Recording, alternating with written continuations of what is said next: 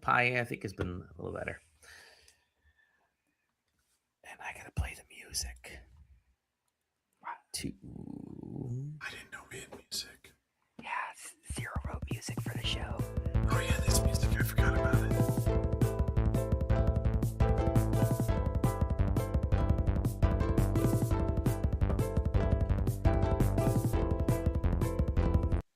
That's it. Welcome to the SideQuest, your weekly journey into the wonderful, wonderful world of video games, video game culture, and everything in between. Any more of that theme, and we have to pay zero. Yeah, it's true. That's 16 seconds of the rights. Like Spotify, more than 30 seconds, and like that counts as a play. Welcome to your favorite video game internet friends.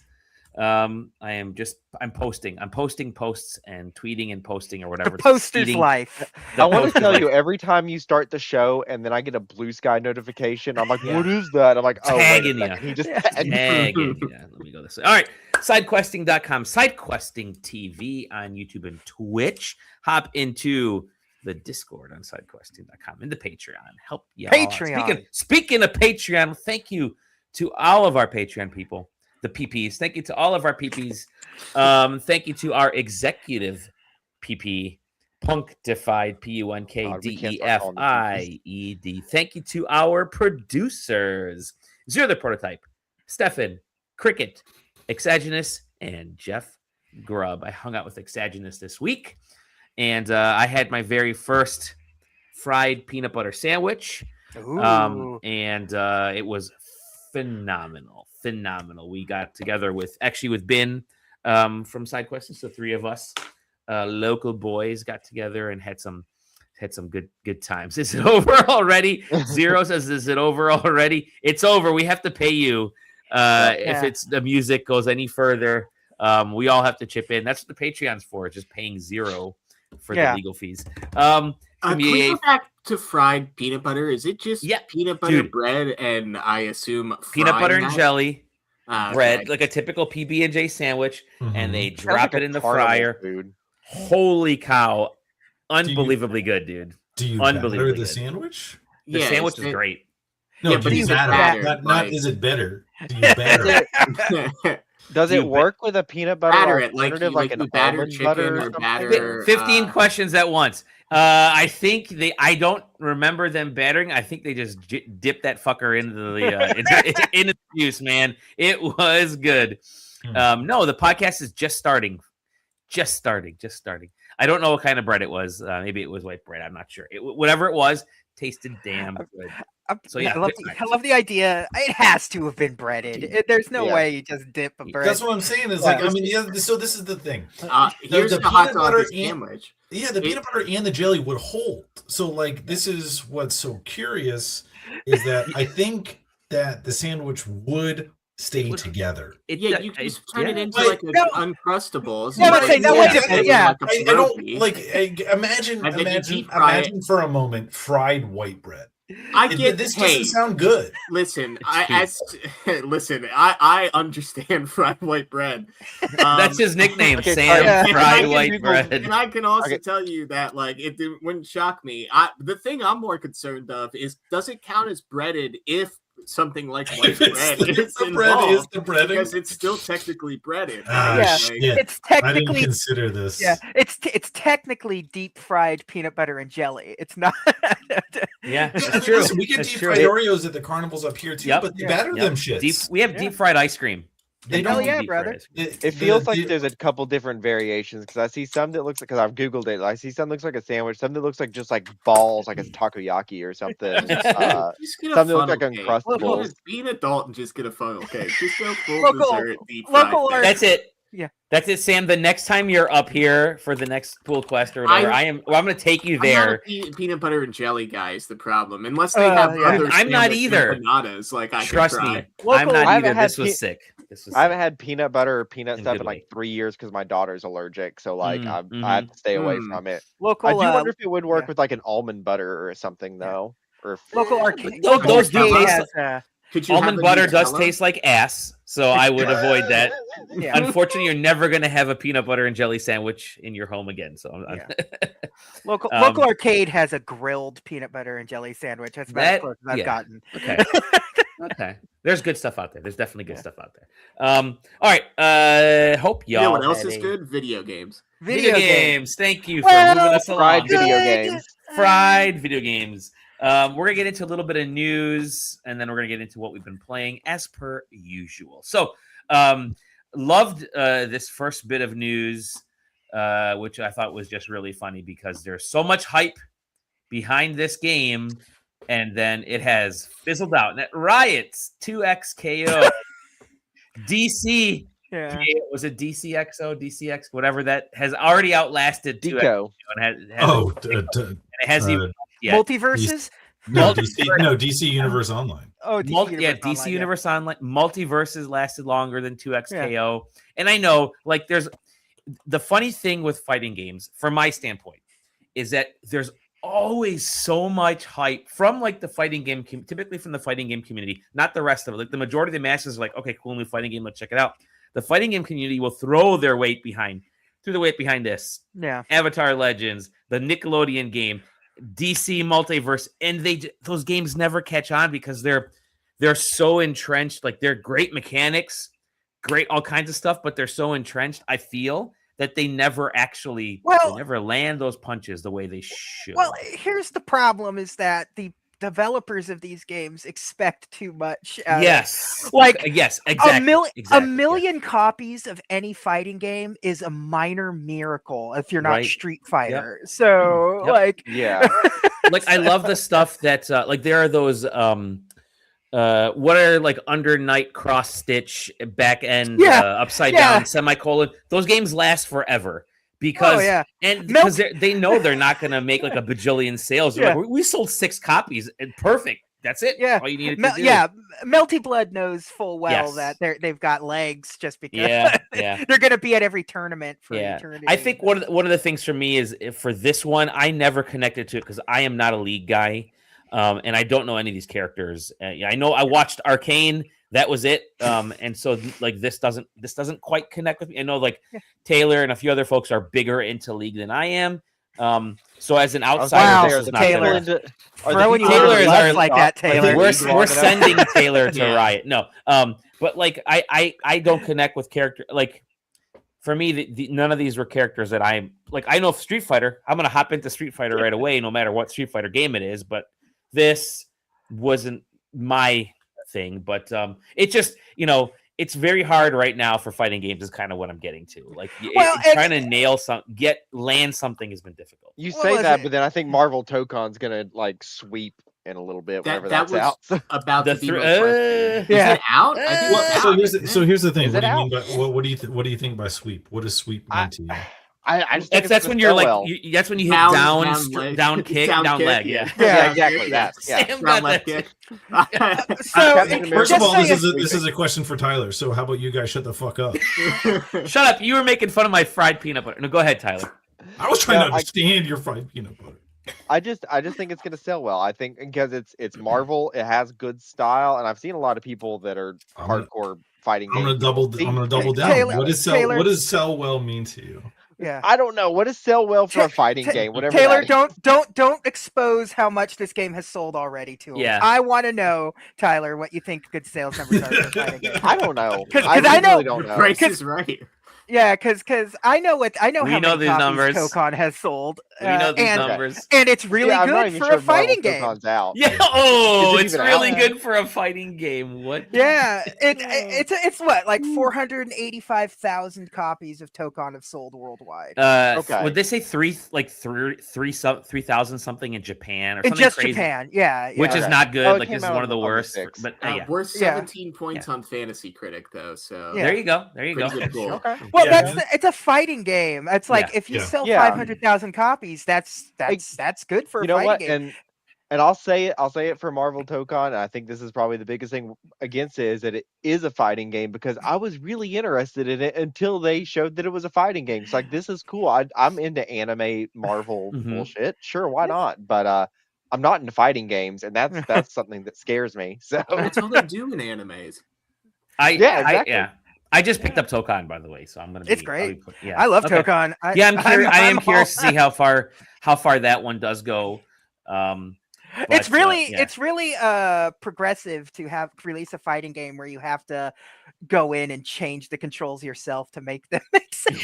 Yeah.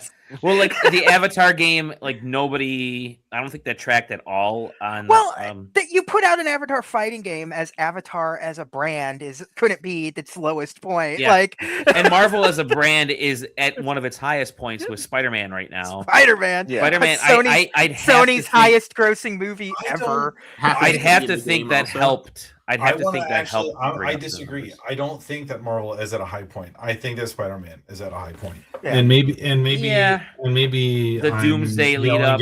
Maybe I'm yelling into the void. You are. But, I mean, it's totally possible. Doomsday is really going to determine if Marvel's at a high point in general. But yeah, Spider-Man is doing amazing right now. Yeah. Anything you put Spider-Man in is going to sell. Yeah.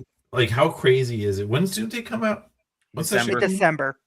Yeah. Imagine that shit hits and doesn't outperform Spider-Man. Well, it's already outperformed Spider-Man in pre-sales. Yeah.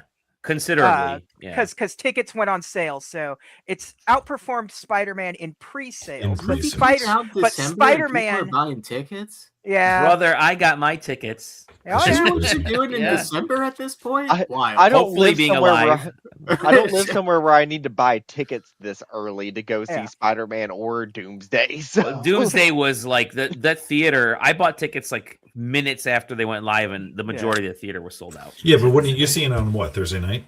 Yeah. I couldn't be me.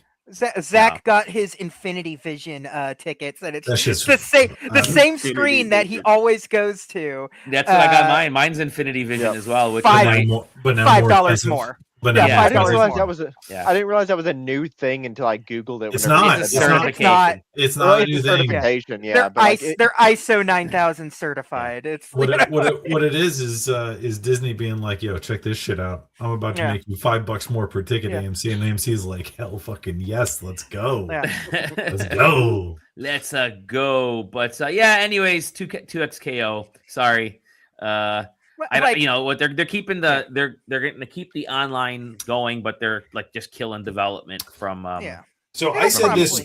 I personally said. I mean, maybe I said it on the show. Maybe I didn't. I don't remember. But when the announcement came out that said that they were gutting the dev team, and then we're going to do a major rework of some of the core concepts of the game, I was like, well, that doesn't bode well. Yeah. And I got told by a few of my friends that played 2XKO, it's like, nah, you're overselling this. It's not that bad. And I'm like, I think you guys might be like too into it.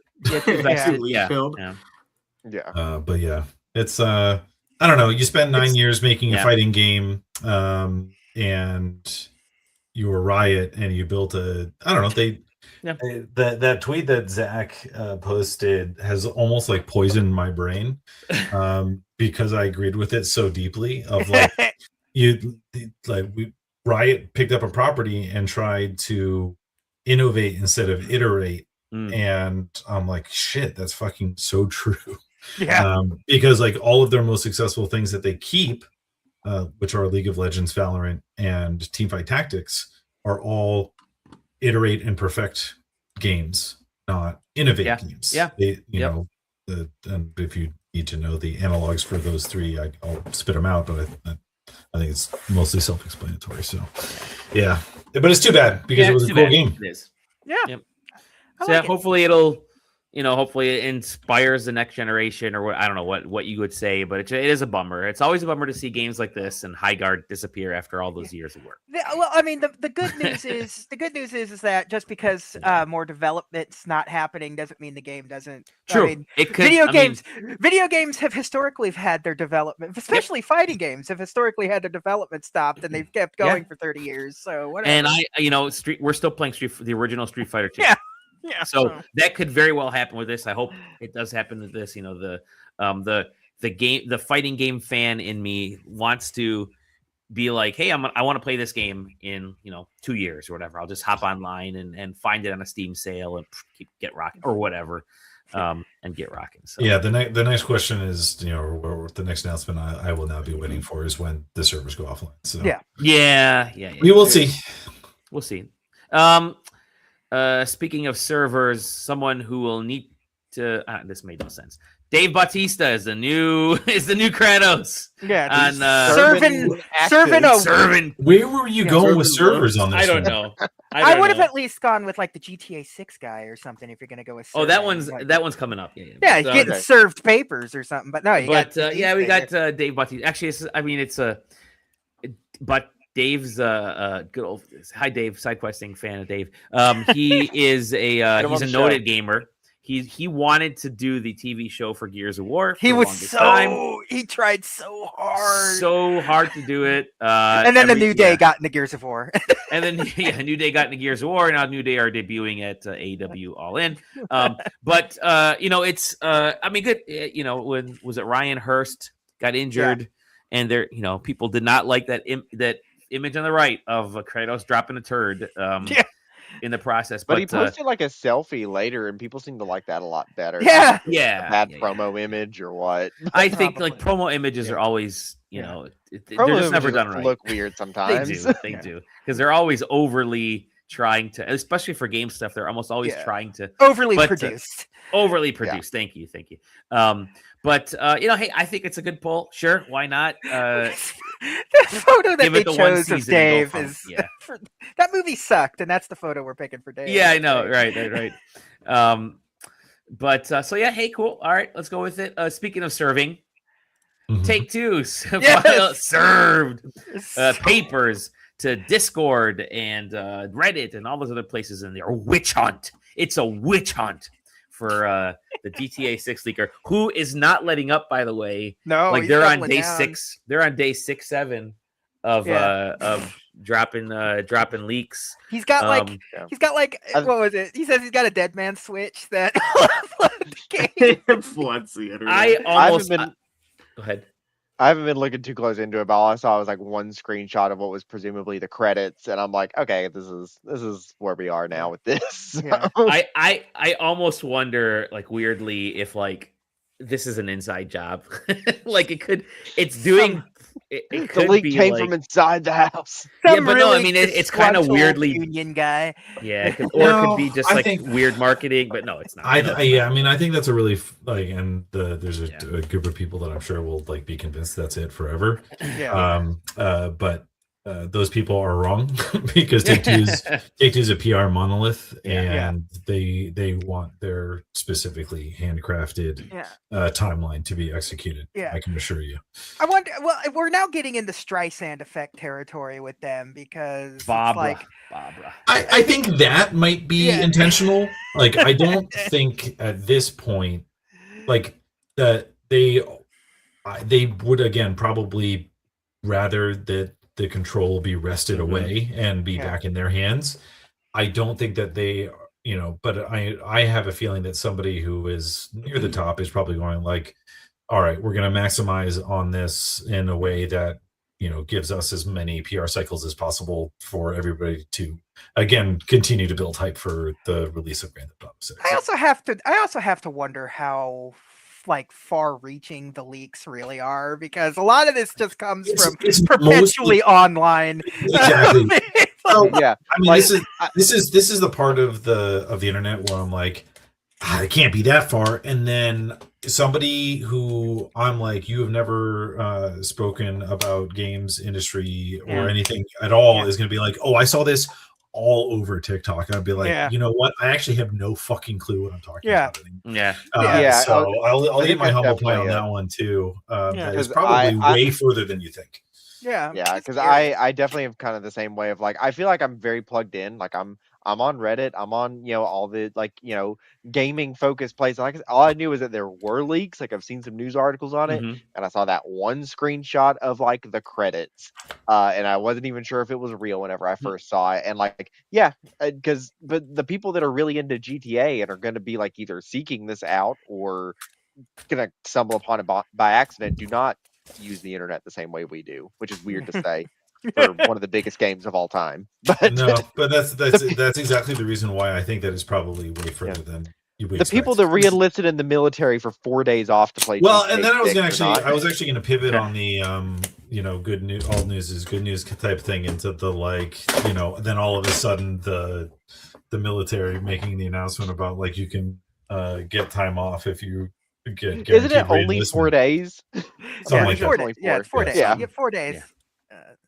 In November or whatever. That one's probably not as desired as far as the all news category being good news category is concerned, but I could take 4 days off and I'm not in the military, so that's not the best deal in the world.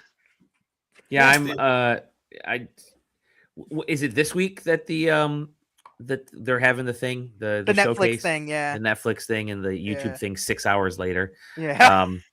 I mean, if anything, That's this is just crazy. It's just creating.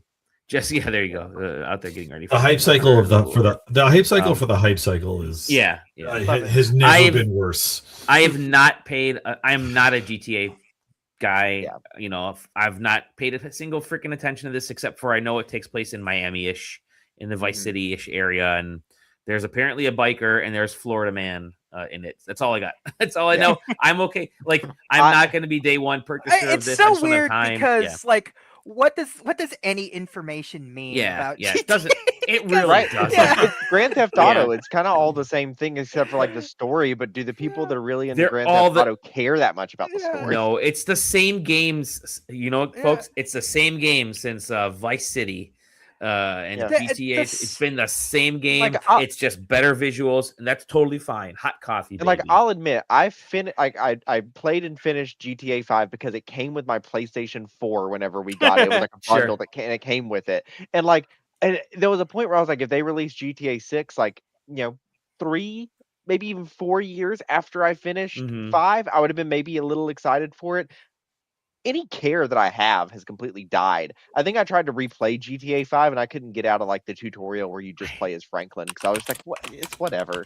I don't think very many people have actually finished any Grand Theft Auto game. I think that number of completing the games is probably pretty low, at least the newer games, because they are so expansive and people get them. They'll play the game, the campaign. They'll do some funny stuff. They'll hop online, do the online thing, and they'll live on the online aspect, which is massive. So I don't know the numbers, but I'm willing to put money on GTA bucks on people not having finished GTA. I also probably just play games different than those people too, because you're right. I don't run around and blow a bunch of things up and get the cops to chase me and see how long I can survive. Exactly. I do the story.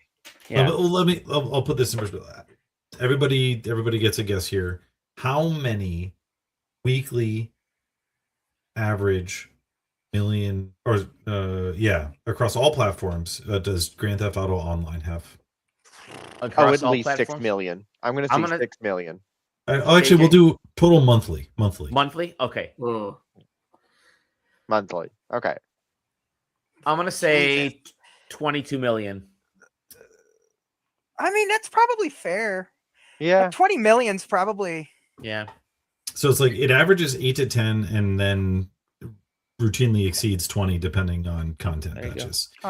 So and GTA Online gets content all the time, constantly. Yeah. So I guess this is where I'm pointing out is that that's where obviously we're going to see a significantly more than 8 to 10, 20 million purchases of Grand Theft Auto 6, but but GTA 6 doesn't launch with a multiplayer component. No, it doesn't. But that doesn't matter. To these people. So let's make a guess now. How many millions do you think you're going to sell in that first week? In the first week, I don't even know. I'm guessing 26 million, maybe. Yeah. I was 25 to 30 million copies in that first week. I love the GTA games. They're beautiful spectacles. They always do something. So are your spectacles that you're wearing, JJ. These are brand new. Thank you. I mean, there's so the problem with GTA 2 is we're talking about the Pokemon effect too. Is the people that have been hyped, kids first time GTA are going to be very excited to be buying this, and so it's an entire new generation of this is people with purchasing power being able to buy GTA for a Mm-hmm. game that was still in the top 10 of sales for Mm-hmm. years. And it's not just because of the online stuff. Like, there are still people probably playing the PS3 thing, probably more than we're estimating. Yep. And that hasn't seen an On update PlayStation since 3. like the PlayStation 4 version, and that's been dumped for years. So there are people buying a PlayStation 5 Pro just for GTA 6, and like that's all they're going to play, and they'll probably sell it after. Yeah. Sell your PlayStation 5 Pro because you can't sell that copy of GTA. Right.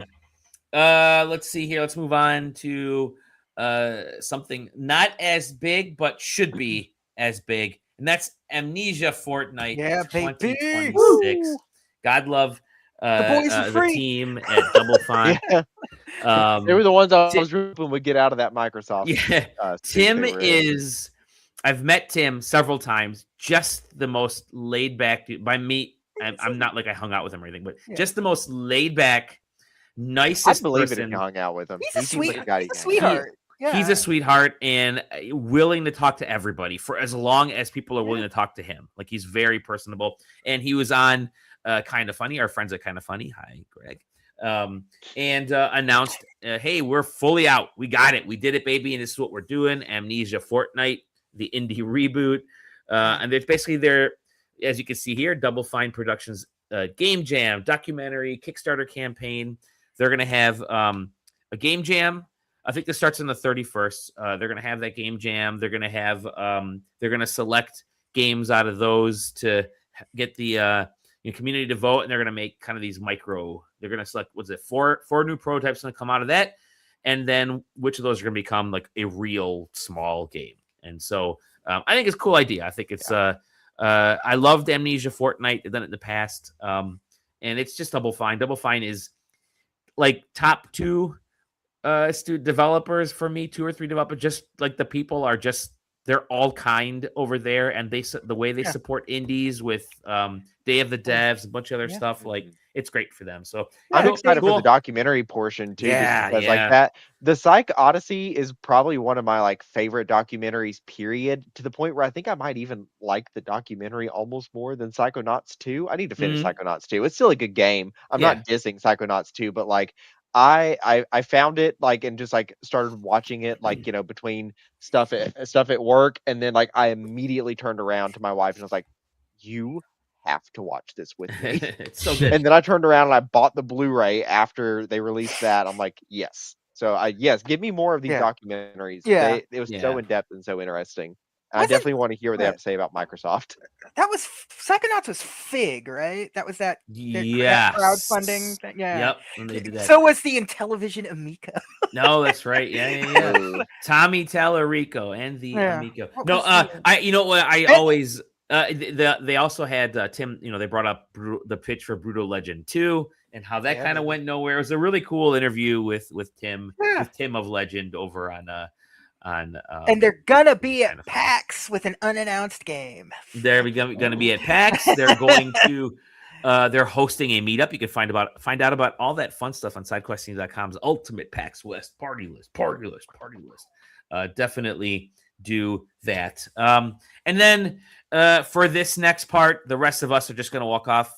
Tyler, it's all you. Disney debuts Kingdom Hearts 4, Coco trailer at D23. Sam and I skipped over this last week because we didn't need to go into 4 hours worth of conversation. But and I couldn't make it because it was a really like my daughter would not go to sleep that night anyway. Fine. So, but yeah, they debuted sort of the teaser, and feel free to read my little post. It's very heartfelt as to why this specific choice gets me all in for Kingdom Hearts 4. But they debuted the extended one. They had their whole showcase, and I'm gonna hit the play button here, and I will get immediately taken down by Disney. So go ahead. Non-litigious Disney. Yeah, non-litigious Disney. So obviously the biggest thing is that we got our confirmation of our first Disney World, which is the main thing I was expecting from D23 because that's Disney's thing, and Disney's gonna show off like their stuff. And it's Coco, which is a really excellent choice given the themes of Kingdom Hearts 4 and Sora's situation and everything. I had not watched Coco whenever they had announced this, but I have since watched it. Fantastic movie. Coco has, I think JJ and I have talked about it. Coco and WALL-E are easily my two favorite Disney movies of all time. They're just all timers. I ugly cry both of those every time. They're super meaningful. Coco especially, and I know like a lot of my friends of Mexican heritage have commented how happy they are about this news, and just because the movie is just utterly fantastic. So yeah. Sorry, continue. It was the movie was really good. My wife was also ugly crying. I was just about there, but there's something about like when somebody else starts crying before me that stops me, because I'm like, I gotta take care of you. Let me rephrase that. For them. I was beautiful crying, not ugly crying. But no, and like I said, very appropriate with the themes. I think it's going to be a fun world to explore. Sora looks great with like his makeup and stuff like that. Trying to look like a skeleton. Then obviously we get some more Quadratum stuff. He saves a woman with a cat out of the bus. I just wanted to point that out. She's holding a cat when he pulls her out. I love that. More of the mobile game people, like Sora says all of them by name. We got Volley, who is one of Xehanort's upperclassmen from Dark Road, one of the mobile games. We've got Strelitzia, who is Marluxia's sister. And we've got Sigurd, who is meant to be a major character in the canceled Missing Link game. Also, we've got playable Mickey. This playable Mickey section was honestly probably one of my favorite parts of this. As it plays here, we'll go through it a little bit. Paper Mickey. As we were discussing before the show, I do hype up Kingdom Hearts' platforming quite a bit. I love Kingdom Hearts 1 and its platforming. JJ does not agree with me. I don't care. He's wrong. But this definitely looks like it maybe is kind of calling back to that, because I just hope they don't call back too close. Hey, they can do it better. They absolutely can. They have the power. They literally have to. They literally have to. They have the power. Hey, it has to be better than like Final Fantasy 13 Simulator, Kingdom Hearts 2, or like the progenitor to Final Fantasy 13, I should say. But 3 is getting Kingdom better Hearts 2 with the exploration stuff. But I think 4 is going to be more interesting with Mickey running around with like the paper stuff. Also playable Donald and Goofy. And if you notice, if it ever rolls back around, but there's like a little symbol between their health bars, and I think we'll get a little bit of like on the fly character switching, almost like the Final Fantasy VII remake games. Which I think would be really fun. No. Yeah, exactly. We just zoom out and we see Goofy just like stumbling out onto the beach or something. And then of course we get Riku at the end. There's a lot of stuff to dig our teeth into whenever you know a lot about the lore. If you want to hear more, you can join our Discord. And Zach made a section, made like an inner thread for the main panel where this came to, and this kind of ended up just becoming the main de facto Kingdom Hearts. Yeah. Which if I had the power, I would rename it and just take out like the panel part and just have it be called Kingdom Hearts Deep Dive, because that's the perfect name. I should get Zach to do that later. Yeah, we've done sections that are just specifically related to games. So we did the Final Fantasy 14 section for that. Was that still going up until like maybe 2 weeks ago? It seems like it in the FF14 area. Possibly.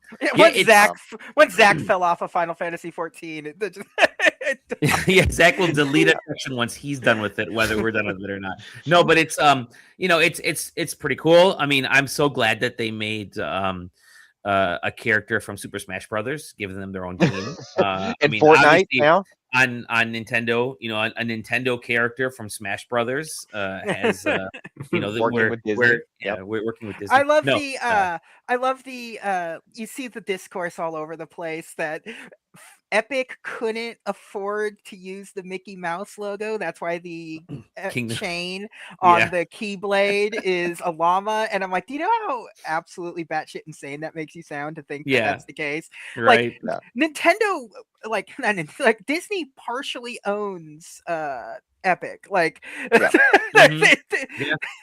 they all own each other in like weird, stupid ways.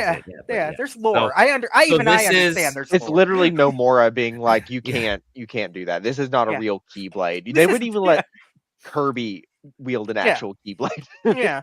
So they said it's definitely coming out towards the end of next year. Yeah. 100%. Like Nomura was 100% down. Yeah, he doubled down. Because they had a whole panel where they had Nomura was a surprise at the panel actually because they had the co-director Tai Yasue, I think is his full name, and some Disney people, and Nomura was the surprise, and both of them were like 2027. It is absolutely happening. We are not going to slip from this date.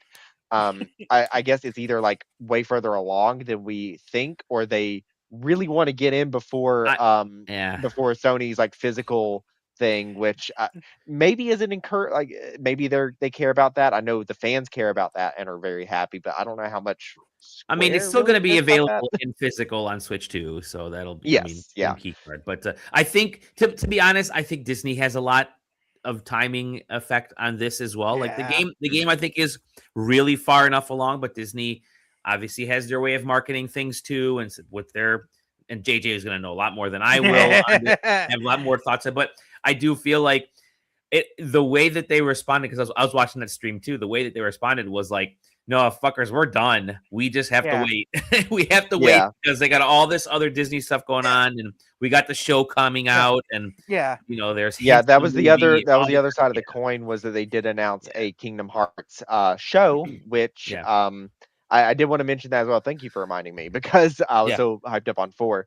But so they also announced a Kingdom Hearts series for Disney Channel and Disney Plus. It is going to be presumably an original story.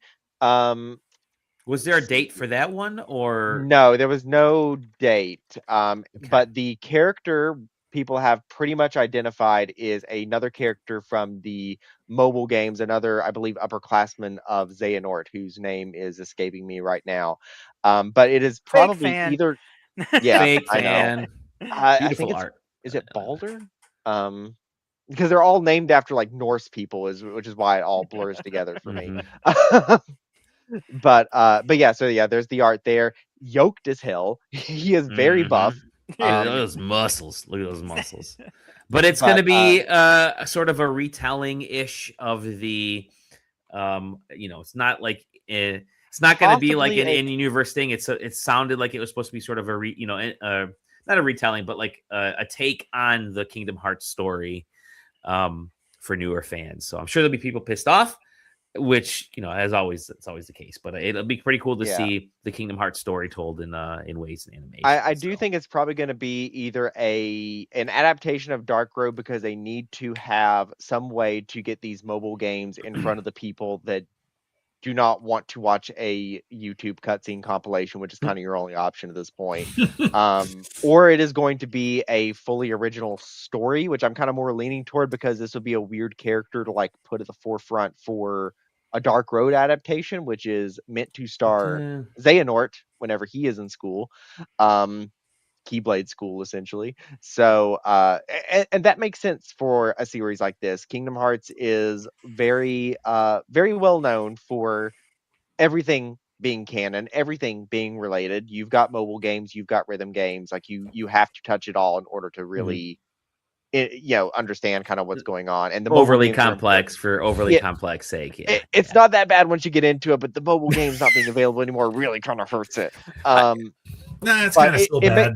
It's kind of still bad. It makes sense at this point to just be like, now there's also a Disney Plus show to watch. I do wonder. They also said anime, and it looks very anime from this one shot we have. So I'm very interested to see what the studio is going to be. I feel like who's actually making it? Did they say it? No, they have not said yet. They haven't said the studio. Okay, that doesn't give me a lot of hope. I'm gonna be real. If it was good, they would have said it. I feel like it's a. Go ahead, JJ. No, part of me wonders, because it could be any number of things with Disney, and Disney has been working with quite a bit of anime studios lately because of Star Wars Visions. They worked with every major studio. Helgi, that's his name. Sorry. Yeah. So like, it could be it's not like Disney has bad connections out there. Oh yeah, I was thinking about a Star Wars Visions style Kingdom Hearts series would be kind of sick. Yeah, Self-isolated stories in like universe. you just throw in a fucking series of cuts of just random shit that has happened, and you kind of weave like a little tapestry of like cool stuff. Each episode's a different studio telling a different thing that's happening. Let me throw this at you. So Kingdom Hearts obviously is nowhere near as big of a fandom as Star Wars. You can do that with Star Wars. I don't think you can do that with Kingdom Hearts. Well, okay, right? Because it's one of the $1 billion franchises. It's not to start fights, Dally, or be offensive. Just just do it. Mean. Be mean. No, what I'm getting at is Disney wants, in my opinion, to draw more people into Kingdom Hearts. And so I don't think it's I don't think it's going to be a separate, like another aspect of canon. I think it really is going to be a new adaptation of the Kingdom Hearts story. Like here's the stuff that happens. They're doing it with One Piece. Netflix doing it with One Piece. Other companies do it with a bunch of other stuff. It's like, no, here's a version of Kingdom Hearts that's going to be fun. It's going to be on Disney Plus and on regular Disney TV. I think being on Disney TV is sort of a tell from my standpoint. It's like, hey, we want to get you guys. Here's how Sora becomes the Keyblade holder. I think it's going to be no. I'm going to be honest. We're not going to see Sora. If it was going to be that, their key image would feature anything resembling that. Okay. But their key image is a completely separate character. It is a character that I still had to Google, even though I already knew his name and I'd forgotten about it. So like Disney has officially acknowledged Kingdom Hearts as one of their like $7 or $9 billion franchises that they have. They know, and they know they can't they're not and Nomura has the keys to this crazy little buzz. So like I do agree that maybe Disney his Keyblade. So I do agree that Disney would probably want to try to have a new onboarding ramp, but I feel like Nomura still has enough power to say no. God bless him. I also feel like Disney also understands that the upcoming re-release of everything on the Switch 2 is going to be a pretty decent onboarding for Kingdom Hearts. So, yeah. And that I think that's going to help a lot, especially since it is coming to Switch 2. Yeah, I'd be surprised if we see, because now we're in full marketing mode for Kingdom Hearts 4, so we are probably going to. I wouldn't be surprised if we see another Disney World at Gamescom, maybe something smaller, but like I wouldn't be surprised if we get another quick little trailer of like, hey, this world is also going to be there.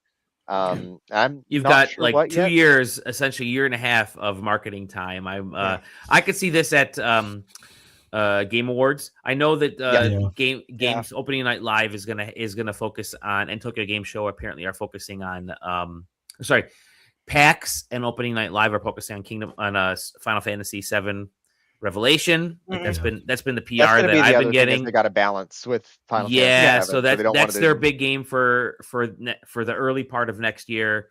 Kingdom Hearts is a big game for. So I think we may see something like the next big thing. I'm guessing around Game Awards. I don't think you really need to do anything between now and then. You're right. You can start ramping up little by little. I think Revelation is going to be at Gamescom. You're right. Because I did forget about them having to balance the two. Once Revelation is out, it's going to be full speed ahead. Full on this. Full on this. I think Square is going to be like, we're done with Final Fantasy. Stop pestering us. Let's focus on Kingdom Hearts. Yeah. Can't wait to see what the theme parks get. Oh yeah. And then the other question is going to be, are they going to pull the trigger on Star Wars and or Marvel? I think if they are going to do one, they're probably going to do Star Wars. I see Star Wars. Star Wars, Marvel. I could see. Yeah. Star Wars has already have Marvel with Big Hero 6 and 3. So. Yeah. Sure.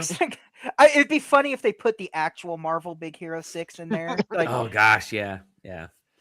Well, that's it for the news. Let's get into some of the stuff we've been playing. I know Tyler, you really wanted to get to the Kingdom Hearts stuff. You got it. Yes, feel free to stick around as long as you'd like. I am going to dip because I have an embargoed game. I'm hopefully in the last few hours for, and I will talk about. He's playing Kingdom Hearts 4. Everybody, Kingdom Hearts 4. He got it. There we go. It's in my hands. There you go. Whenever there's a Kingdom Hearts 4 leaker in a year or two, it's gonna be Tyler. He's the Kingdom Hearts leaker. Yeah. Rock on. Well, we've got plenty of stuff to talk about. Let's start with we'll start with the group game, the one the four of us right here have been playing. We played on, was it Friday? Friday night? Friday. Mm-hmm. Don't even remember anymore. But so we've been playing Agent 64 Spies Never Die, which is the PlayStation 1 and 64 inspired shooter that you're really being nice by throwing the PlayStation 1 in there. It's extremely generous. GoldenEye. You guys like GoldenEye. There you go. I'm just gonna say it right now. The 64-bit inspired shooter. Yeah, 64-bit. Agent 64. But you guys like classic games? Here you go. Right down to those goofy looking characters and big head mode and all that kind of fun stuff. But this essentially is that type of game with a campaign and multiplayer. We played some arena, and then we also played some co-op. So let's talk about it. Who wants to go first? I think the game is really like self-explanatory. Have I played? Who's played single player? Is anyone? I played. Yeah. I just played through the first mission, but I think you played the first two, JJ. I've played through the first because it's cut into chapters. Yeah, so, it is. Yeah. So chapter 1, so the first 3 missions I've completed. And it's what we played in co-op. Yeah. It's GoldenEye. It's Perfect Dark. I mean, to a T. All the objectives are identical. The way the way the gun auto aims it's exactly that. You can if you played GoldenEye and you just sit down and play this, you will have no problems just having the same feel. It moves the same. It totally does. It almost feels like it's on the exact same bones. All of the sound effects are that was one thing we were noticing in our playthrough where it's like, wait a minute, are these the sound effects? Doors? The doors. So we started off playing arena mode. And so that's we can, I think up to 8 people can play. You can. We just got to be realistic here. GoldenEye isn't the same online. That multiplayer just doesn't hit the same when you're not sitting right next to the guy. And you can play. Oh, I was going to say we turned off the auto aim assist, and that seemed like a more interesting way to play it. Just because it made it a little bit more difficult. Kind of made you use that stop and aim. Stop and aim, the stand still and aim or hold and aim or whatever they want to call it. So that I think that's interesting. We did, but we also used that in co-op or in the co-op missions too. But that blocked us from getting progress, even though we made it harder on ourselves. But I enjoyed it, but it does seem like something that you do have to have a group in mind to want to play it with. If you're looking to do a co-op, because they're even when we jumped in, I kind of looked into the online public browser server that was there while we were playing. I think there was 2 other matches, and one of them was full and the other one was password protected. So there's not much to jump in there, but if you have a group that wants to get into it and jump in, seems like a pretty good weekend game. Ran well on Steam Deck also. That's where I played that's it. A requirement for all decent Steam Deck games. I had the most fun playing co-op mode. I thought that was really fun. Well, it just, outside of the one hang up that we had where the AI character kind of broke. Dana. Freaking Dana. Which didn't help that 2 of us were also Dana, and the Dana. The characters we chose. I loved, by the way, how it would switch from all 4 of us being unique characters, but the cinematic would still show that old dude, and then it would cut the 4 of us, and then cut back to the old dude. The game can't refuses to parse out that we are playing co-op mode. It's like, no, we're not making separate cutscenes. I'm okay with that. Yeah, me too. Okay me too. I'm not mad at it. So classic. The only thing that kind of bummed me out was I kind of wish that saved my progress into the campaign, because some of those having to go back and play that mission again where we were escorting Dana around was kind of annoying. Yeah, because it's not definitely it's that mission plays out way more interesting with multiple people. Like, okay, you can protect, you go get the chains, you know, do all, you know, because you can have people doing other objectives while you're focusing on a different objective, and so it's kind of it's a super interesting way of playing GoldenEye. So I enjoyed the co-op. I would love to do that again one Same. day. I would play with you guys again for sure. And I know there's like I said, there is the couch co-op mode, which is pretty right there. Which is pretty nice. And I can totally see myself getting together with buddies, with friends and playing literally in my house, in person, because they're core college memories for me. Was playing GoldenEye, Mario Kart 64, and Mario Party in a dorm room at my art school, and we would just rotate between those three games. And GoldenEye was perfect for that. Just everybody sitting on the couch and playing. And this game seems like it's made for that. I also think it's easier to do the multiplayer stuff on couch co-op, because you can all just kind of see the screen and pick and choose the things you want, not have to back all the way out and create a new private lobby with a brand new password. That was the bad part. I think that was really the only thing that was an issue for me, was having to back all the way out and sometimes even create a whole new lobby just to get to change stuff around, like to go from change the level to turn assist on and off, things like that. Like we had to back all the way out. You couldn't just couldn't select things from the actual lobby area. So that's I think it's a design flaw that I know.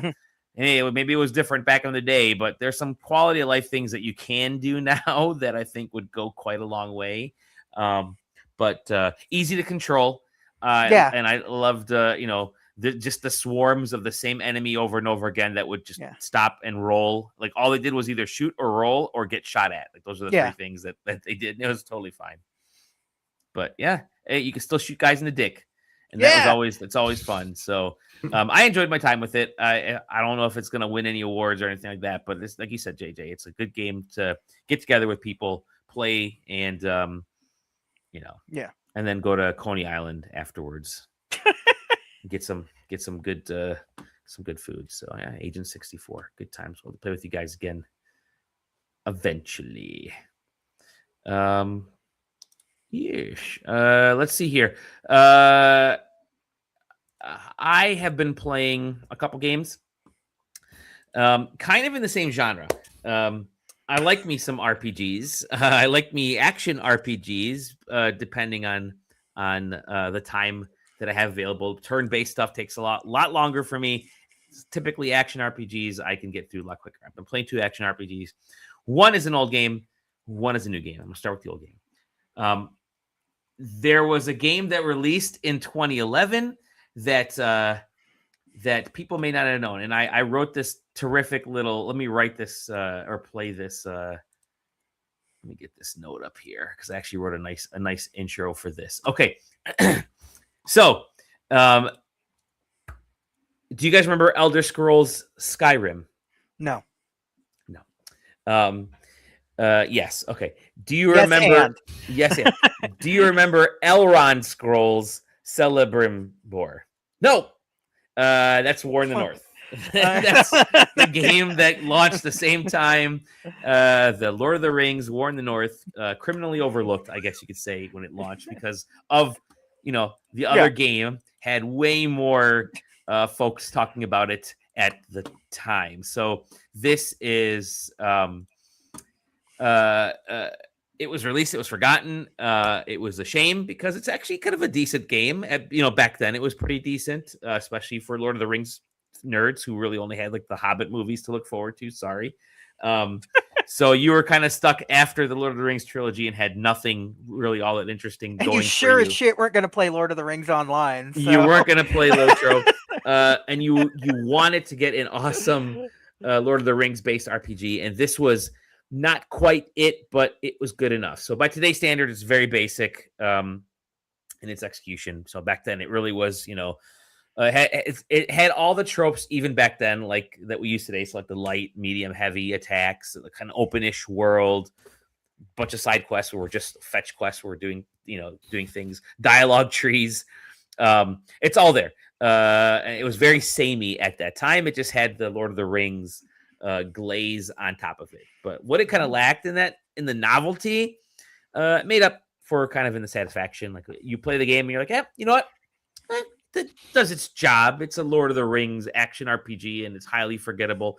And it's set. So let me say it's been floating around for a while. Like you could still buy it, but it hasn't aged well. People forget about it. So Aspire, the folks who like to bring these old games back up, have been they've punched out an updated version, and it's still surprisingly adept at what it's trying to do. So whatever you thought about that original game, like Aspire's goal with this game, with a lot of their other ones, is to just get more people to play these old games. A little bit of preservation, but more so update the visuals, a little better resolution, resolution, textures, and some quality of life improvements.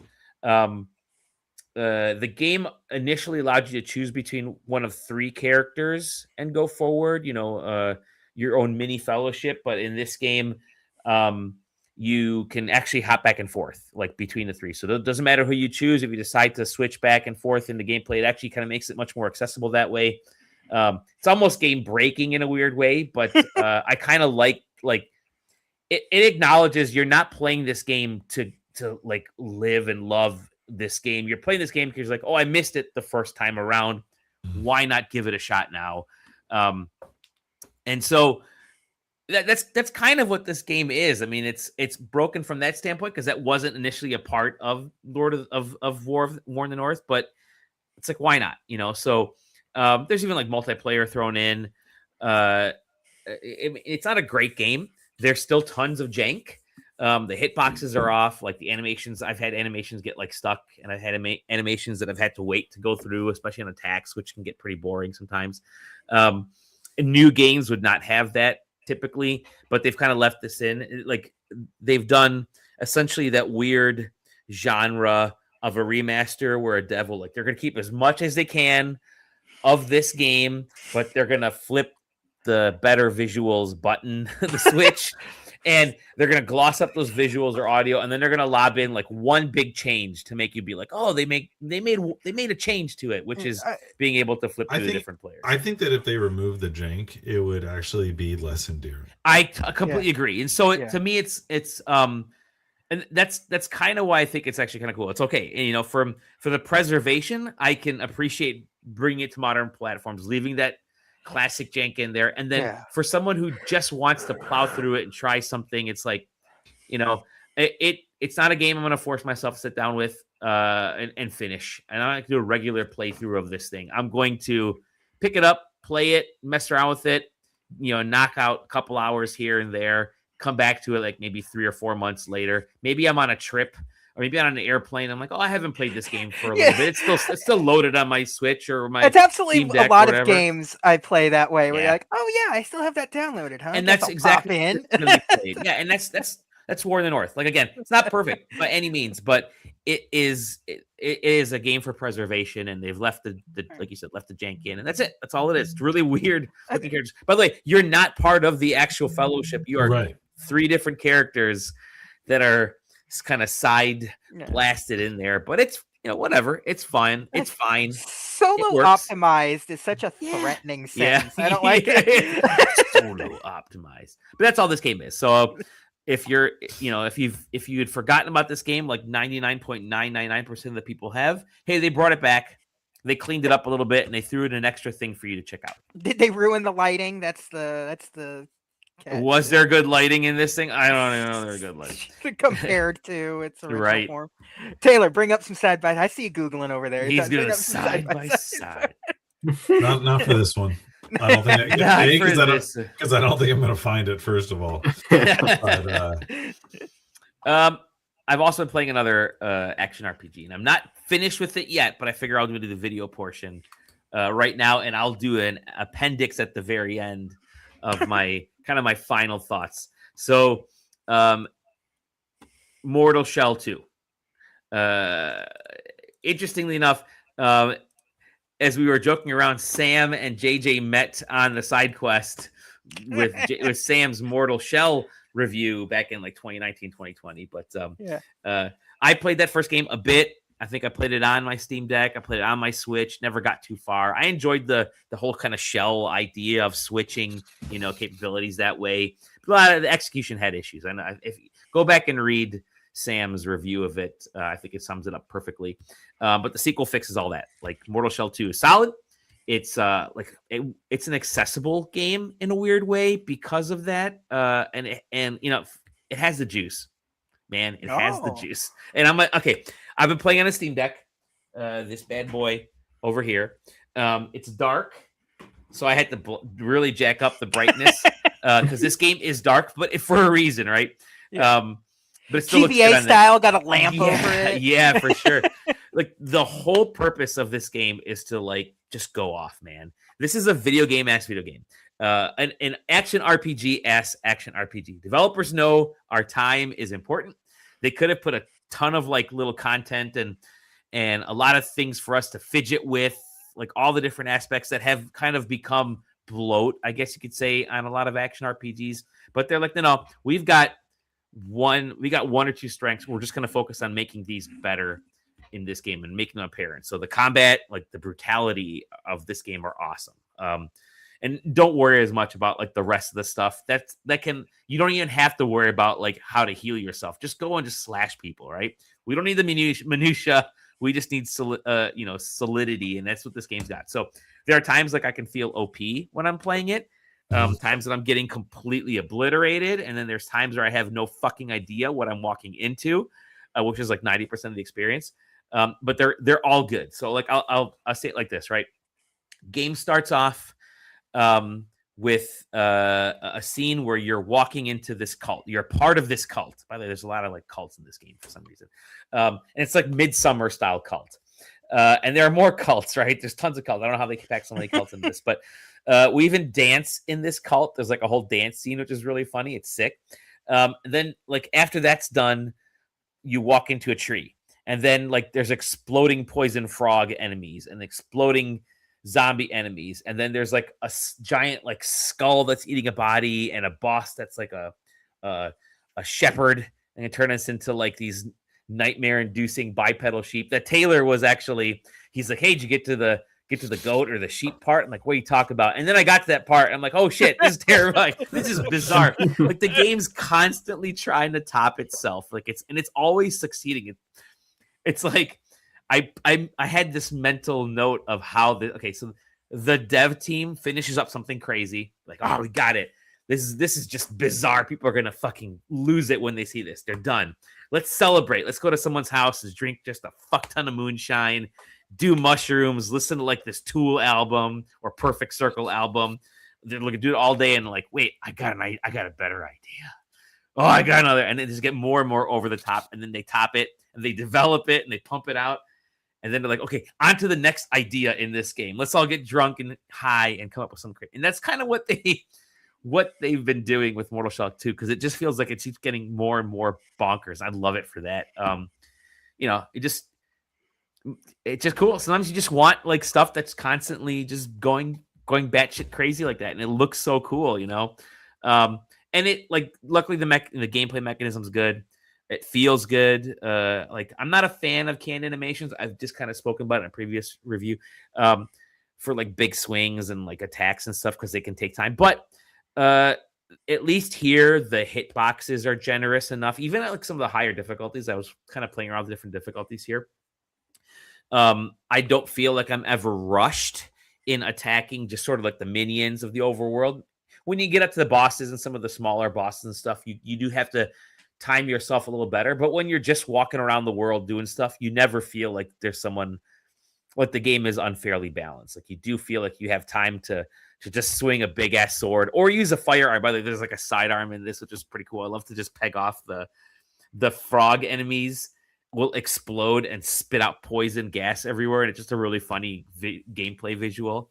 But it's all pretty efficient. So yeah, game has all the vibes that I want. It's got good vibes, dark evil vibes, what the fuck is going on vibes.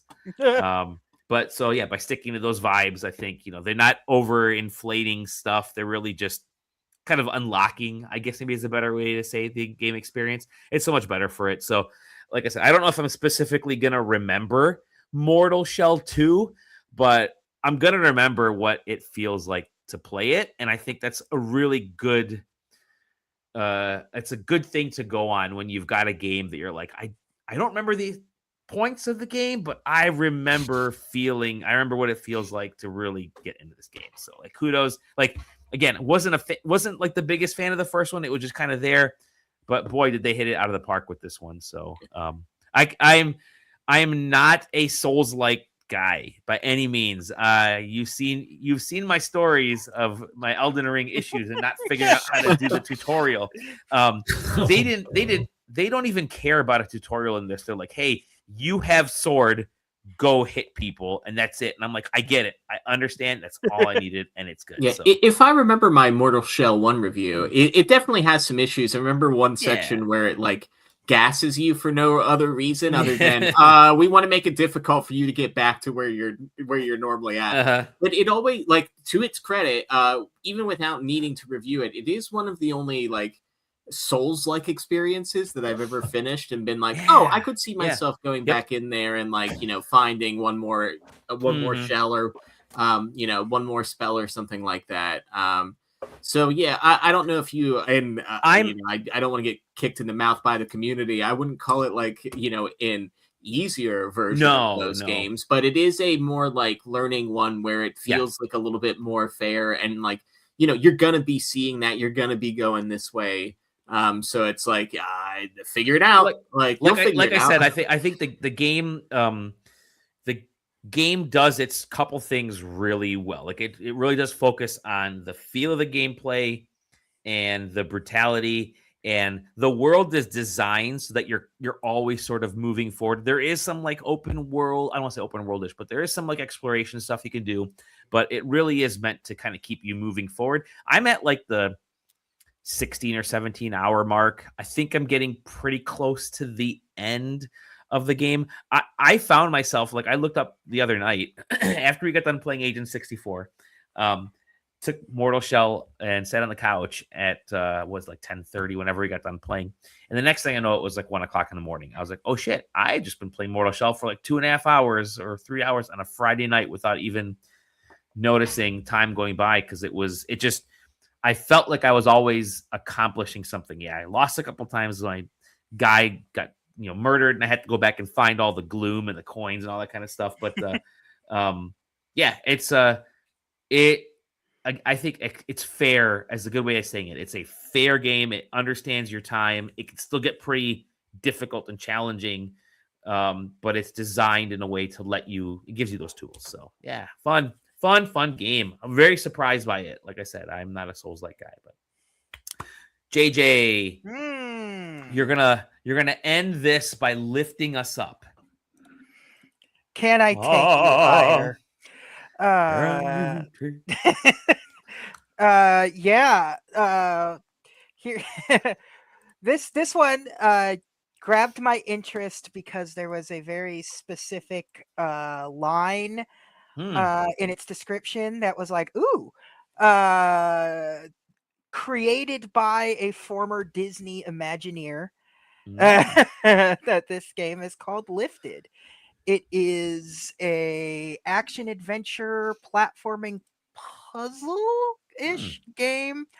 Its influences are 100%. It is a Rayman game. Okay. I know, I'm not just saying that because he has no arms. Ari has no arms.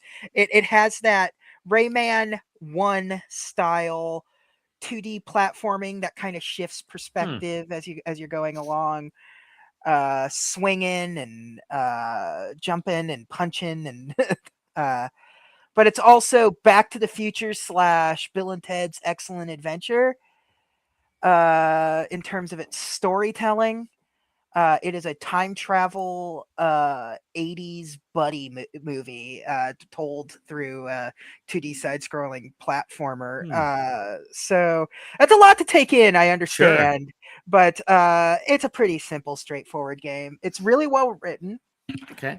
Clearly, the soul of the game was sort of in its concept. Like, the characters are all really likable. It's very these two share a very Doc and Marty relationship with one another. They have that visual style in a way too. Yeah. It's very 80s. It's got a little Indiana Jones. Everything in it is. Yeah. I love that. And the gameplay's fine, but by the time you get to the end of it, it doesn't really iterate upon itself. It just kind of like, by the time you get to the end, you're like, yeah, I've been doing this for a few hours. Like, luckily the story is kind of entertaining enough, and seeing the new locations, because the gimmick is that it's a time traveling elevator, hence lifted. And each floor, in quotes, is another time. So like, you start off in like ancient Egypt, and then you'll find yourself in like the 1700s Tortuga doing Pirates of the Caribbean shit and stuff like that. So like the thing that keeps pushing you forward is wanting to see like how they introduce the next time frame, and like how the platforming is going to play into that. And like, and it's fine. It's competent. It's good. It's a freshman effort. This is their first game. And visually and story, I think it's phenomenal. I just wish there was kind of more to the game itself, but it's not bad.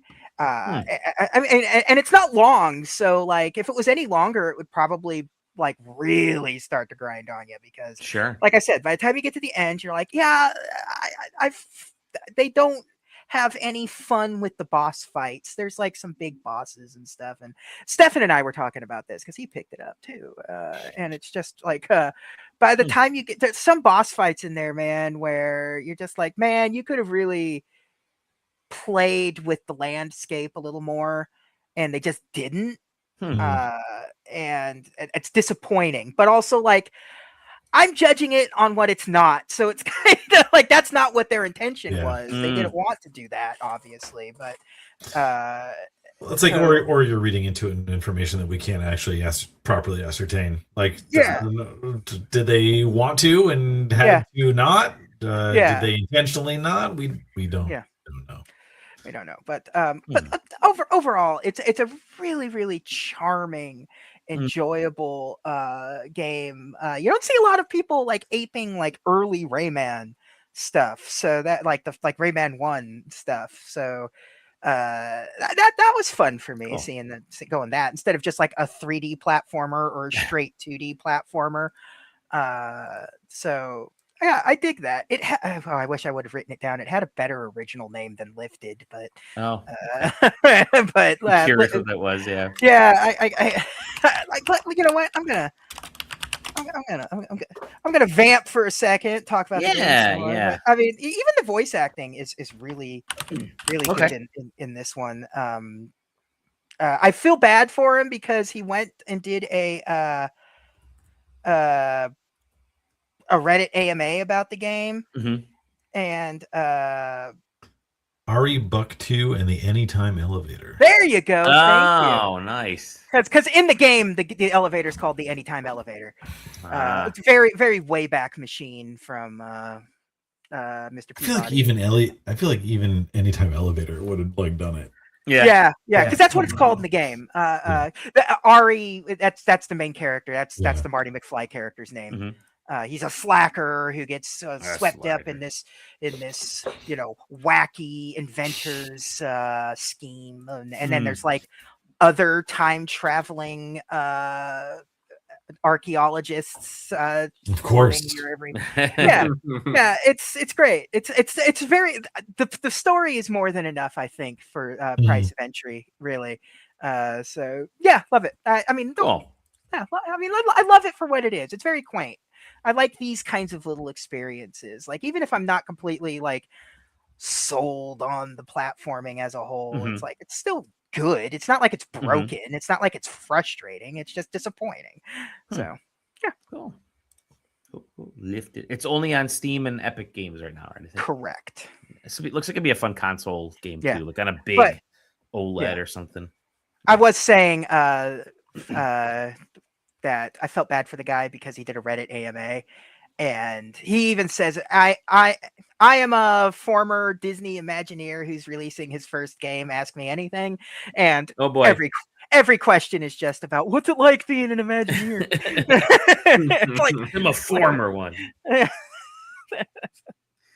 Sam, what have you been playing that you can talk about, or if you want to just that I can talk about. Let me load up Steam here so I don't get any names wrong, because I've just been calling it New Stardew Valley, and it's so much more. Fields of Mistria. Hey, yeah, Fields of Mysteria. Hey. Not Mysteria, Mistria. Mistria. Great. Your farming license is revoked. Yeah, man. I mean, I've been putting way too much time into that. If I wasn't on this call right now, I'd probably be playing that. My wife is guaranteed to be playing that right now. So it's been an addiction for the household. Yes, Fields of Mistria. I don't know if you guys actually. I know Taylor. I know several folks. I know several people that are playing it. I hope you have chosen your respective waifu. This version of the game that you're seeing here is so foreign to me right now. Dude, I can't fathom this amount of farming. This is 1.0, man. 1.0, but they do have that much. I have that much crap in my house. It's incredible. To call it like both like Stardew Valley, Animal Crossing, and what's the original Stardew Valley? Harvest Moon. Harvest Moon, thank you. All in one incredible package. And it lets you do all the nonsense that you would just normally do by playing multiple game playthroughs in just one playthrough with friendship, because it respects your time. And also understands that they would want to do that. So why wouldn't you want to do that? I sure hope they add updates later. I do not understand why no one at the market on Saturdays is dateable. What is wrong with you? Dude, some of those characters are so good. Yeah. And design-wise. Conversations are great. It is interesting playing it alongside my wife, because, we're talking about, like, the developing of relationships. It does the weird like persona thing where it's like, oh, you've become closer friends with this person. Here's the thing that you only get when you're closer friends to this person, or like a quicker version of it. So it's just it is the crack cocaine of that style game right now, and I highly recommend it. It was really interesting. My wife, Stardew Valley, if we're talking about games the last like 15 years, is probably the only thing that she has truly sunk her teeth into. That and Animal Crossing on Switch. But I showed her Fields of Mistria, and she's like, she saw it out of the corner of her eye. I was like, oh, what?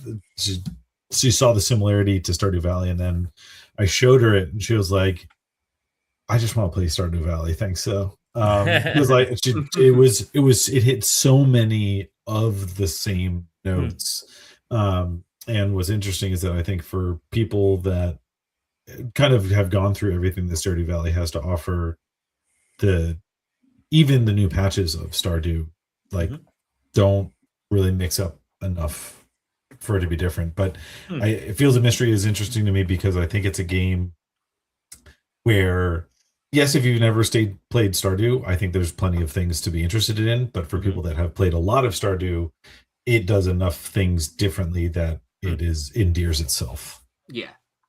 My only real complaint is that there's not co-op right now. And I hope they add that at some point. It took a long time for it to make it into Stardew. It sure did. And There's also arguments to be had that maybe the days by default are too short, and I'm somebody Aren't they just that in real life, right? Well, yeah, and they have an option to extend them, but I don't know if it disables achievos, but it makes me feel like it does. It's somebody who doesn't even care about achievements or whatever they're even called on Steam. It's it's real good. Yeah, and then even for people that I feel like Stardew with like mod support and stuff like that, can become basically whatever game like you want it to. I just think there's a lot of people that don't want to bother with all of that and have, as you pointed out, like exhausted all of the content that they've seen in this. Yeah. And at the very least, it's a palette swap and a movement swap. Like there's a jump button. Yeah. So much so that there's a like line of dialogue early with a sign or something that's like, remember there's a jump button. Yeah, don't forget to jump. Yeah, don't forget to jump. And I was like, oh, you're so right. I could do that the whole time. I saw those little like puddles in the ocean or whatever. And I'm like, how do I get there? I don't got a rock there. I could just swim to them. Unbelievable. I played it early access 2 years ago and I completely fucking forgot. Well, now it's available to be a game of the year, so you can actually do that if you Let's go. Probably it'll be up there, but it probably won't be at the top. It's the problem that this summer became like the summer of like game of the year stuff. I feel like there's a lot already. Hard game of the year stuff that came out this summer. And of course, Halo campaign evolved. I was going to say the 3.2 update of Zenless Zone Zero that I know everybody is now here playing, and I believe the 3.3 video our live stream is going to be later this week. Genshin Impact just had their big update. Excited. Sam, you'll be interested to know that yesterday night I booted up Zenless for the first time. Bam, bam, bam, bam, bam, bam, bam, bam. Why, JJ? I don't know. I saw because he likes good games. Oh man! Come on, I'm trying to get the real answer here, Sam. Do you mind? I don't know how you put my referral code in, but you should do it. You should find it and do it. Okay. I don't know. I saw it on a screen somewhere, and Sam's voice was in my head. I remember him buying the Jane Doe jacket, and then I just said, you know what? I'll check out Zenless, and then my wife has the Jane Doe jacket. I have the Miyabi jacket. Well, I go to New York City earlier this summer just to buy Zenless merch at a pop-up? Yes, I did. Yeah. Did I contemplate going to Anime NYC earlier this week? I guess earlier today to buy Zenless merch? Yes, I did. Damn. Love it. Zenless is so good. It's got banger music. Just go listen to the soundtrack. They release a brand new song based on like S-rank characters, like every other character. They have an idol group called Angels of Delusion that have 5 tracks that I would argue 3 of them are absolute bangers.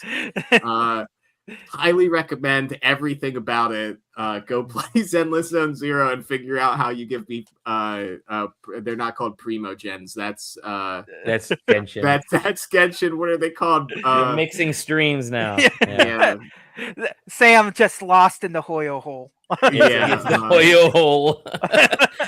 Hoyo, if you got like a shooter or a Stardew Valley type you got coming out soon, you let me know. Because that's apparently what I want to play. Oh, that's the other thing. I guess we did you sent us codes for the COD beta. Yeah. Yep. Played a little bit of that. To play some of that. Yeah. What do you think? It made me remember that I'm still good at shooters, even though I've turned 30. Wow, this guy with how are you able to stay in the frame there with your cat bag? I didn't bring up any of the scores during our arenas Ages 64 talk earlier. True. But it's fun. It's definitely fun. It takes away some of the more like futuristic movement that's been in some of the more modern ones. It does still feel like a very competent shooter, and time to death is very quick still. I did like they had a gunfight mode. Well, they've added arena to Call of Duty a while ago. I can't tell you which one it was, but they had a 10v10 gunfight where it was you got different gun setups every 2 modes, every third round you got a different gun setup, and it changed the map layout. And the way that they have this new map set up is they've got a bunch of different pieces. I'm sure they'll add more. I'm not sure how many there are now, but it chooses 3 randomly, throws them as like an A, B, and C together. And then, 10v10 spawn on different sides, and it's 1 kill deaths to force each other then to come at each other. And it's a random gun type, so somebody can't just be OP with the sniper rifle or whatever they're really good at. And I thought that game type was very interesting. And then, of course, like the normal Call of Duty headquarters, team deathmatch, kill confirmed. They had a banking one that was interesting. The banking one was, I actually liked that one. Yeah. Where like when you killed somebody, they dropped like 10 grand. But as you got more kills and didn't die, you became more of a high value target. When you died, depending on how well you were doing and how far the game was along, you dropped a percentage of your money. So eventually some person could be worth like a couple $1,000. Or I don't know what the scaling was, but can be worth a lot of money as just a high value target that you want to get knocked down and collect the money. But maybe sometimes it'd be smart to split your money across people. So if you die in a team fight, you're not immediately just down half the game. Because I played one game where we killed the high value target, and all of a sudden we won 20 seconds later because he was holding all of the money for that team. So strategies are going to be interesting there. I don't know if that's something that people latch onto. There was the single player. I played through some of that. I played that as well. Call of Duty in the trenches. If you like trench warfare, I guess there's that. Yeah, it's I'm very curious to see. I think they're dropping the Switch 2 beta next weekend, so I'm curious to see how it functions. We're finally getting. It's how many years ago did they announce the Nintendo is getting 4 years ago? Whenever it was, I bet you it will run better than people are expecting. Oh, for sure. Do you think it's Switch 2? Do you think there's a 60 or a 40 FPS mode? No, neither. I think 30 FPS. What they're. I think they said 6. Would they say 60 FPS for the multiplayer is what they're aiming for? I was gonna say I think people will be surprised. 30 and single player. If they're doing crossplay, I would be shocked if they don't achieve 60. Now, how they achieve 60, we'll see maybe.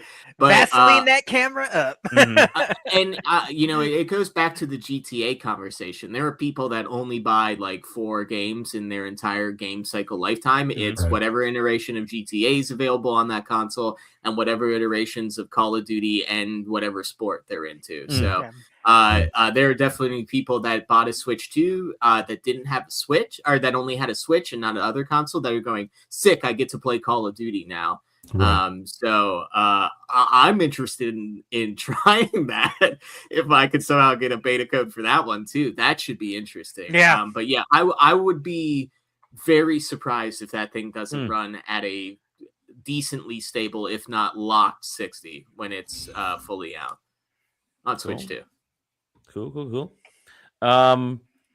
Taylor, you got anything? We already talked about Fields of Mistria and Agent 64. I hopped on my first game night for Big Walk. I did not have a chance to play that before. I won't rehash too much of it, but it's also a very particular experience kind of game. So it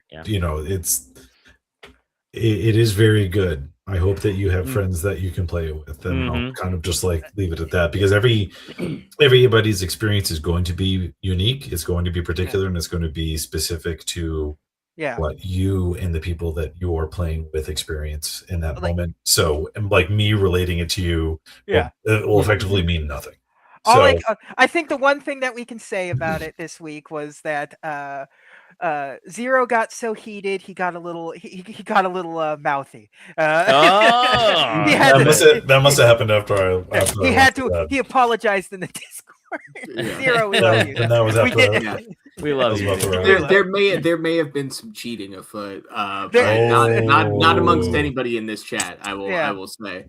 I will say just because I did in fact talk about it with Zero. Is I think my favorite moment from the last time we played is we unlocked that ski lift, and I was behind Taylor and Aaron on the ski lift because they just hopped on and were like, later. and I just hopped on the one behind them and just went out for a ride. And I couldn't tell like what you guys were talking about in the chat. I could hear you guys, but I couldn't tell what you guys were talking about. But I could tell you guys were having a good time, and that was just like making me smile. I was like, "Oh, they're having a good time! Yay, friends!" And then I was like looking at everything around. It was so nice. It's what's interesting to me is that it's the together but apart, the video game where like your friends are all nearby. You don't have to be directly next to each other to enjoy those moments. Like there was a puzzle where actually it turned out not to be the same puzzle. We thought there was a potential it could be. We split up into like 4 and 4 or 4 and 5 or whatever. 4 people were doing this one thing. We thought that there was a chance that this house might be related, but it required 4 people to push all the buttons, and so we all hung out there. And it was this thing of like separate but together, you know, where you've got 9 people playing the same game, but you're not all together. And then we later came to find out that the 4 other people figured out their puzzle. Ours, we didn't, because they weren't related at all. And we said, fuck this, and left. But those I think are like the hallmark moments. Now, and the other thing about Big Boy that from what I understand is that it works the puzzles essentially scale within the number of people that you have, which is a fascinating bit of game design to me. So, the thing that one of the things that's interesting, separate from the gameplay, is that and it has a day-night cycle. At night is really, really dark. It's very and so like it's like almost frightening dark, almost scary dark. And part of the reason for that is lighting. Like lighting is actually important for puzzles and things like that. They have a bunch of items that can act as light sources. There's a flashlight. There's glowing balls of various colors and things like that. And what's interesting is that it runs on Steam Deck, but it also, like, I'm running it on pretty good hardware, not like a 5090, but like high end, I would describe it. And it pushes like my graphics card like to 100% utilization because of the lighting, and it looks, from a fidelity perspective, better at night because of how good the shadows are. Yeah, it was so good. It was just really interesting that, like, you know, the puzzles are, and you could, this is almost like the Sonic Frontiers argument, where there's set pieces that are just kind of like plopped down, and I'm sure that that's not the case. There's clear intentionality that you go through zones and you activate certain things, and then you go to the next kind of like tower to move on, and the puzzles progress. But you know, like, you go to the top of the hill and you're like, oh, there's we called one of them like the jungle gym. It's like, oh, there's the fucking jungle gym puzzle, and you look over there and it's like, it's just like another thing there. And so part of it is ignorance, because, like I said, my first time I ever played it was this past Wednesday. But it's clearly a very special game. Yeah, it is. And then the last thing, I've been playing Pathogenic. Anybody pick up Pathogenic? No, I've never picked it up. I've heard, I know of it, but I think it's good. Little like you know, the overused term roguelike. I mean, it's a run based twin stick shooter. And so you play as like a foreign pathogen inside a human body, and you start, so it's a scientist in a lab, and their leg gets cut, so you start in the skin, and then you have to like go to the like the intestines, and then the stomach, and then the liver, and then the heart, and then so eventually the goal is to get, I haven't beaten it yet, so I'm guessing the goal is to get to the brain. But there's background progression, so you unlock currencies so that you can make certain different types of pathogens stronger from the run, and then you also get different items during the run, like you have organelles that can augment weapons and things like that. But I think it was like $7. I think it's $10 on Steam currently. I think it was like the release special introductory offer. Yeah, maybe I got it for $7 or $8. I'm glad Osmosis Jones finally got a movie, or got a video game. It's a lot of fun though. Like, runs go anywhere from like 20 to 45 minutes ish. But obviously I haven't beaten it yet, so it could. Sounds like something I'd like. I think that you would. It's a lot of fun, and that's the last thing I've been playing. I got one more thing that I've been playing. And I got a quick story of something else I'm going to do. But I played I'm in the Duskbloods demo, or whatever, the network test. And hey, you're testing out that network, because the first test, like, they have these sessions. The way that they've been doing them is they're like a 3-hour session or 4-hour session, whatever it is. And I think it was Friday nights was busted, but Saturday mornings works. I got into that one. And I got into actually the one tonight, which is going on right now. I think tonight's maybe the last one. I'm gonna hop into that too. But I played yesterday morning, and essentially what they've done, the way the game has been playing, it was really solid and I was playing in handheld mode, really solid from a wireless standpoint, connection standpoint. But they've Splatoonified. And I'll tell you what, Splatoonified these online action RPG live service stuff. And what I mean by that is they Splatoonified my live action. There are 4. So I talked a little bit about From Software, Elden Ring type stuff. There is like a whole like frontal tutorial area that you have to go through, which is pretty funny. That you fucked up immediately. But then you have then you go into the lobby. And which is like sort of like a house type of thing. It's kind of cool. But there are 4 modes, or there are 4 rounds in each match rounds. And each round the first 3 rounds you're collecting what they're called virtue.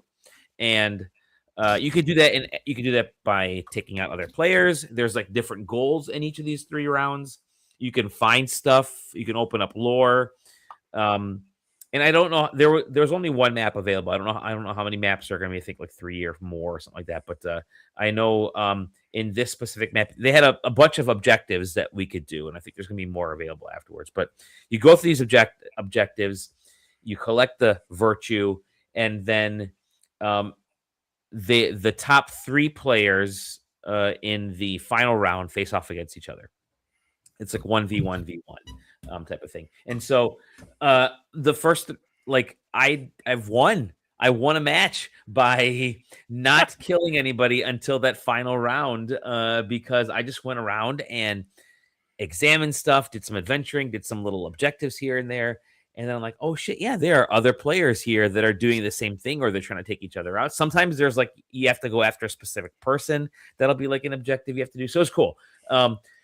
For like the hour or so that I've played of it, it felt pretty solid. I don't know Souls likes, but I liked what I played. It's a Dolly like, I guess is a weird way to say it. Yeah, we'll see how it goes. It was solid enough where I'm confident it'll release this year, because the game looked pretty polished from what I played in this network test.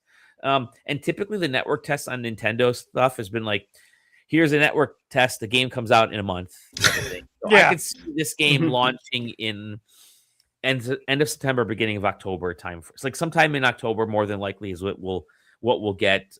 They're just trying to get everything out before Grand Theft, before Ocarina of Time, and then whatever Rockstar has on their thing in November. So, but I think this is October. I think is when we'll get it, and it felt pretty good. So I'm curious to really dive into that. So yeah. And then the last thing, I mentioned a story. This is a funny story. I had to go at a bunch of crap that I was trying to drop off at Best Buy, like just stuff that I was returning, and stuff that I was recycling. I was recycling a bunch of old phones and tech and cords and stuff. I'm cleaning out my house like crazy, and I had to return the Pokemon Lego sets with the smart bricks. I bought them for my nephews, realizing no, the basic ones that are smart brick don't actually come with the smart brick. The all-in-one comes with the smart brick. And brothers, I wasn't about to spend like $70 like 4 times for these boys. I bought 2 $30 sets for them, and I had to return them. So I go to Best Buy yesterday morning. I was already out like doing some stuff. I'm like, let me roll to Best Buy at like 10 o'clock. I know they open at 10. So I walk into the store, and there's a massive line in this store, like wrapped all the like halfway around the building. Was that today or yesterday? That was yesterday. I'm like, okay, so I know why. Well, yeah. Come to find out, Best Buy's 60th birthday, and they were selling a $100 gift card for $60, and everybody was in line for that. I'm like, oh shit, oh sure, I'll do it. $100, $40. I shop at Best Buy way too much, anyways. I'll do that. It's like basically free money, right? So I get in line, and the guy, before I got in the line, the one guy at the door was like, just giving you a heads up, we only have like 50 or 60 total per store. So I'm like, all right, whatever. It was like 10:02.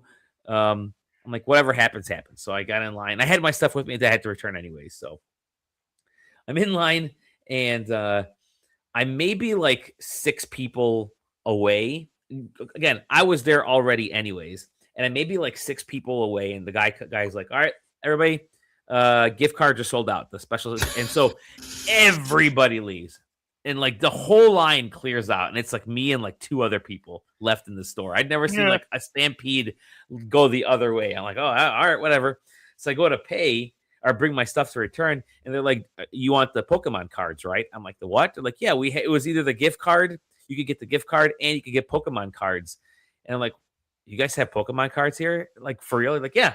I'm like, oh, okay. I'll take a pack. He hands me 4 packs.